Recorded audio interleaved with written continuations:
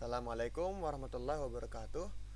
Perkenalkan, nama saya Najmi Akila Mamur Tanjung dari kelompok 5. Izin mempresentasikan tentang tugas KDB kami, yaitu L2TP VPN versus SSH Tunneling. Nah, di sini ada gambar tentang L2TP VPN. Di sini ada gambar PC client. Di sini ada IP publiknya, yaitu 192.168.57.139.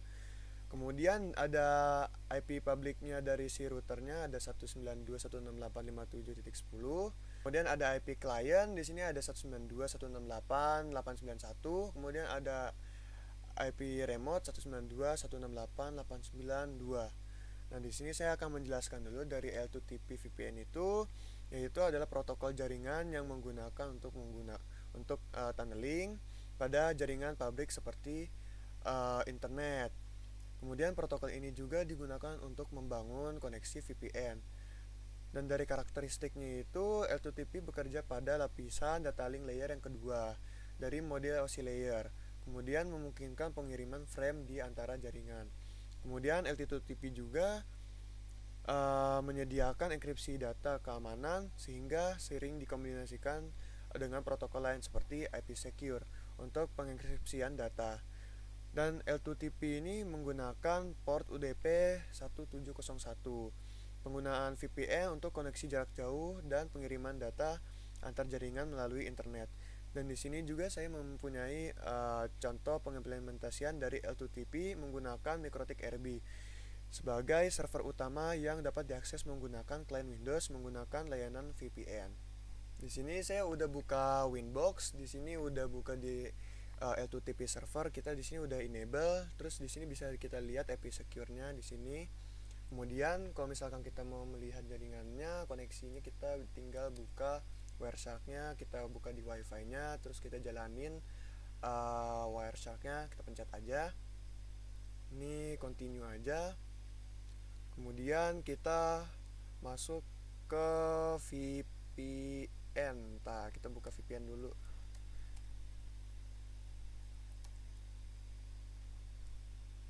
Kita buka VPN, kemudian kita pencet connect.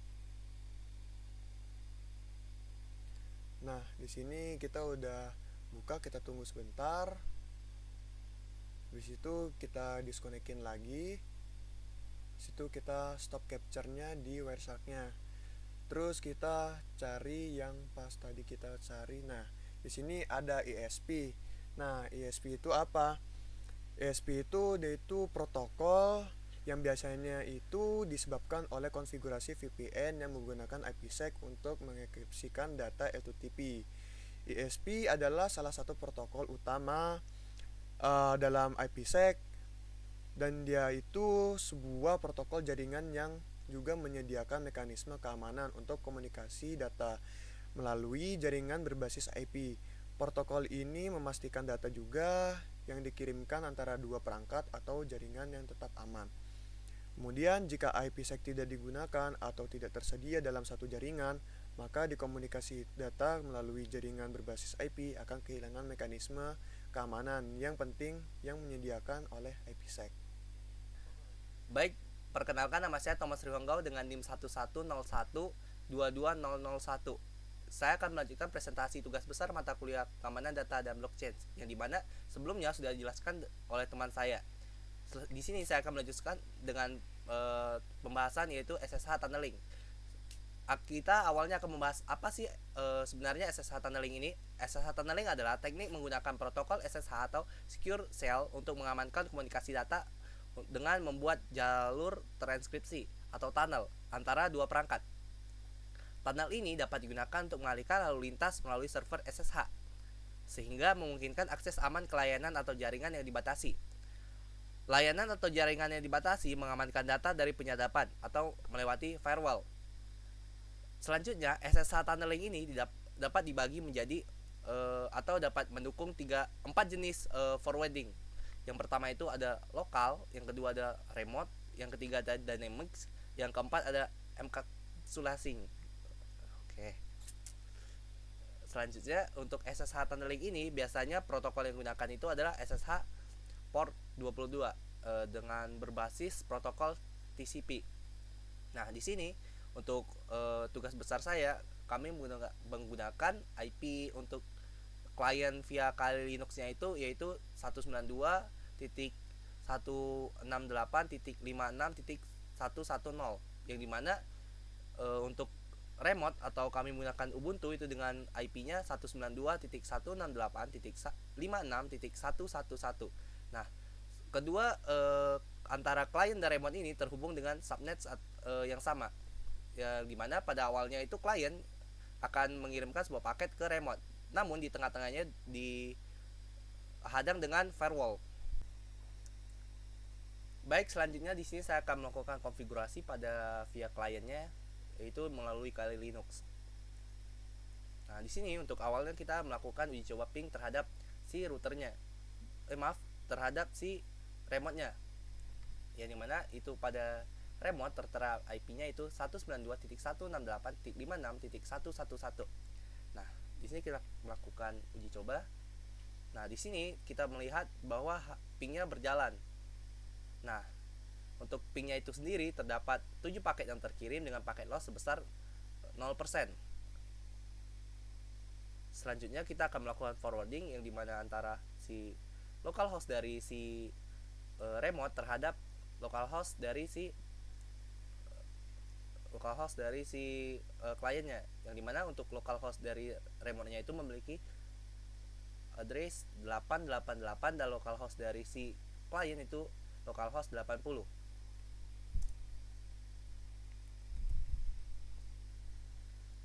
Baik, kita akan uji coba apakah sudah berhasil melakukan forwarding. Nah, di sini kita melakukan pengetikan localhost untuk dari si remote-nya sudah kita masukkan. Nah, tampilannya sudah berhasil ditampilkan. Kita melakukan penangkapan paket atau capture dari paket yang ada pada localhost 888 ini dengan sintak netstart ano. Nah, di sini terlihat bahwa forwarding yang kita lakukan telah berhasil. Berdasarkan hasil yang tertampilkan pada layar, kita berhasil mengcapture atau menangkap 2 paket, yang dimana pada paket pertama adalah TCP dan paket kedua adalah TCP6. Nah, apa maksud dari TCP dan TCP6 ini? TCP itu adalah IPv4, sedangkan TCP6 adalah IPv6. Nah, dari sini kita dapat menyimpulkan bahwa kita berhasil melakukan forwarding. Nah, selanjutnya kita akan melakukan reverse, yang dimana kita akan mendiskonekkan antara si localhost dari klien terhadap si remote-nya. Di sini kita berhentiin dan di sini kita uji coba lagi di webnya, kita refresh. Nah, di sini tertera enable to connect, yang dimana artinya antara si localhost remote dan terhadap klien sudah terputus. Kita akan melakukan penangkapan paketnya atau capturing dari paketnya. Nah, di sini terbukti bahwa antara remote dan klien sudah terputus dengan tidak ada paket yang tertangkap. Tidak ada paket yang tertangkap itu ditandakan dengan pada awalnya kita menangkap 2 paket, yang dimana pada paket pertama itu adalah TCP atau IPv4. Selanjutnya kita menangkap TCP6 yaitu IPv6. Nah, di sini kita setelah melakukan reverse tidak ada paket yang tertangkap atau tercapture. Itu ditandakan bahwa kita sudah berhasil melakukan reverse. Nah, perkenalkan saya Rafli dari kelompok 5. Nah, saya di sini akan menjelaskan fungsi, kegunaan, keunggulan, dan kekurangan dari SSH dan L2TP. Yang pertama itu fungsi dan kegunaan. SSH sendiri berfungsi adalah protokol jaringan yang digunakan untuk mengakses dan mengelola perangkat jarak jauh secara aman. Kemudian kegunaannya sendiri yaitu digunakan terutama untuk login jarak jauh ke server transfer file melalui SCP atau SFTP dan menjalankan perintah pada perangkat jarak jauh dengan aman. Sementara L2TP sendiri fungsinya adalah protokol tunneling yang digunakan untuk membentuk koneksi VPN, Virtual Private Network. Kemudian kegunaannya digunakan untuk menggunakan koneksi antar 2 titik jaringan, memungkinkan akses jarak jauh yang aman ke jaringan perusahaan. Kemudian keunggulan sendiri yaitu kita masuk dulu yang pertama itu SSH. Yang pertama itu keamanan. Menggunakan enkripsi yang kuat untuk melindungi data selama transmisi, memastikan kerahasiaan dan integrasi data.